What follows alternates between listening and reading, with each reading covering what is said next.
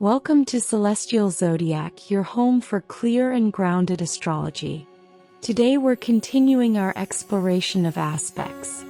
In this video we'll explain what orbs are, why astrologers use different ones, why tighter orbs feel stronger, and why you don't need complicated math to understand them. If you've ever compared your birth chart to someone else's, or used two different astrology websites and noticed that the aspects don't match, you're not imagining things. The reason for this difference is something called orb theory. In astrology, aspects are not just exact angles. They have a range of influence, and that range is called an orb. An orb is the amount of distance allowed between two planets for an aspect to still be considered active.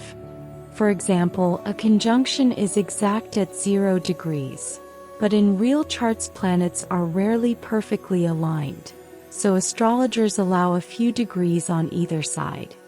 If two planets are close enough to the exact angle, the aspect is still counted, and that allowed distance is called the orb. You can think of it like a spotlight. The exact aspect is the center of the light, but the influence spreads outward a little. And the closer the planets are to the center, the stronger the effect feels. Not all orbs are the same, and this is where charts can start to look different depending on who is reading them.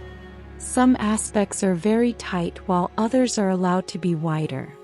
A tight orb means the planets are very close to the exact angle, and a wide orb means they are farther apart but still close enough to count. For example, a conjunction that is 1 degree apart is very strong, while a conjunction that is 8 degrees apart is weaker but still noticeable. This is why two astrologers can look at the same chart and see a different number of aspects. One astrologer may use tight orbs while another may allow wider ones. Neither one is wrong. They are simply using different rules for how much distance they allow. Orb theory is not completely fixed. Different astrology traditions do not all use the same orb theory, and this is one of the main reasons charts can look different depending on the astrologer or the software being used. In traditional astrology, including Hellenistic and medieval systems, astrologers usually use smaller and stricter orbs. In these systems, the orb is often based on the planet itself rather than the aspect alone. Stronger planets like the Sun and Moon are allowed larger orbs, while other planets are given smaller ones. Traditional astrologers also pay close attention to whether an aspect is applying or separating, and they tend to keep the orbs tighter in order to stay precise. Modern astrology, which became popular in the 20th century, usually allows wider orbs. This style developed as astrology became more psychological and symbolic, and astrologers began to see planetary influence as something that fades gradually rather than stopping at an exact degree. In modern astrology, conjunctions and oppositions are often allowed the widest orbs, while squares and trines are slightly tighter, and minor aspects are kept very small. Because of these wider ranges, modern charts often show more aspects than traditional charts, even when the birth data is the same. Psychological and evolutionary astrology often use a middle approach. These astrologers usually allow moderate orbs, but they pay special attention to tight aspects first because they are considered the strongest and most noticeable. Wider aspects may still be included, but they are often treated as background influences rather than the main themes of the chart.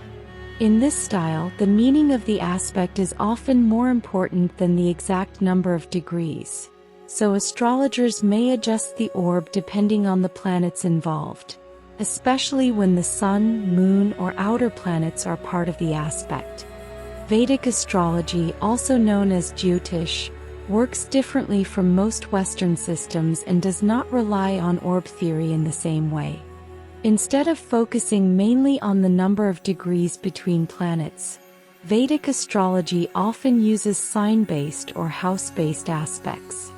Certain planets are considered to aspect specific houses automatically, regardless of the exact degree.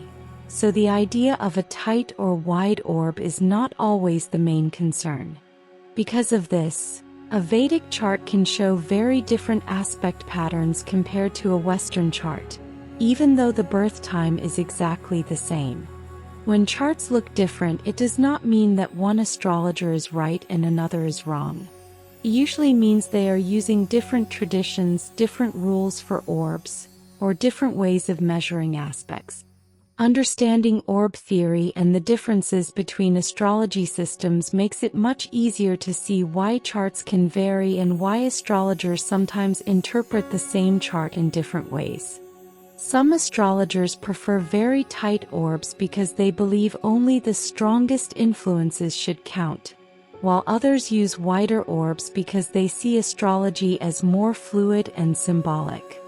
The sun and the moon are often given larger orbs because they are considered more powerful, while outer planets may use smaller orbs because their influence is slower and more subtle. This is why astrology software can show different results depending on the settings that are being used. In general, the closer an aspect is to exact, the stronger it usually feels. This is because the energy between the planets is more focused. When planets are very close to the exact angle, their interaction tends to be more intense.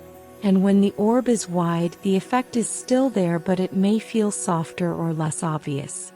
Because of this, many astrologers look at tight aspects first. These tend to describe the most noticeable traits in a personality and the most important themes in a chart. Wider aspects can still matter, but they are usually considered secondary. Orb theory can sound technical, but you do not need to calculate everything perfectly in order to understand astrology. Most astrology programs already show the aspects for you. The important thing to remember is that closer usually means stronger, farther usually means weaker, and exact aspects are the most powerful. When reading a chart, it helps to look at the tightest aspects first and then look at the wider ones to add more detail. This keeps astrology clear instead of overwhelming. Once you understand orb theory, you can see why charts can look different depending on the astrologer or the software being used, and this makes it much easier to read astrology with confidence. Thank you for watching Celestial Zodiac. If you enjoyed this video, don't forget to like, subscribe, and turn on notifications so you don't miss the next lesson in our aspects series. We're building these videos step by step so you can learn astrology in a way that is clear, practical, and easy to understand, whether you are a beginner or already studying charts.